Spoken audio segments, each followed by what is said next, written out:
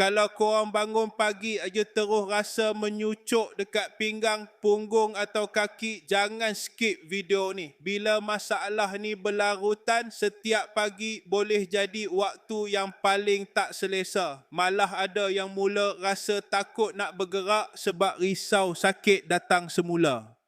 Sebab itu penting untuk memberi sokongan kepada kesihatan saraf dan fungsi pergerakan. Dengan formulasi seketika, korang mungkin mula perasan badan terasa lebih ringan untuk bergerak. Lepas tu, rasa tidak selesa ketika bangun daripada kerusi mungkin semakin berkurang. Selain itu, aktiviti harian mungkin terasa lebih mudah dilakukan. Ramai pengguna juga suka bagaimana mereka dapat bergerak dengan lebih yakin. Dan yang paling penting, korang mungkin akan rasa lebih tenang menjalani hari tanpa terlalu memikirkan rasa sakit itu. Lebih selesa nak mulakan hari tanpa terlalu risau dengan rasa menyucuk ketika bangun pagi. Siapa setiap pagi bangun terus rasa menyucuk dekat pinggang atau kaki, cuba komen pagi.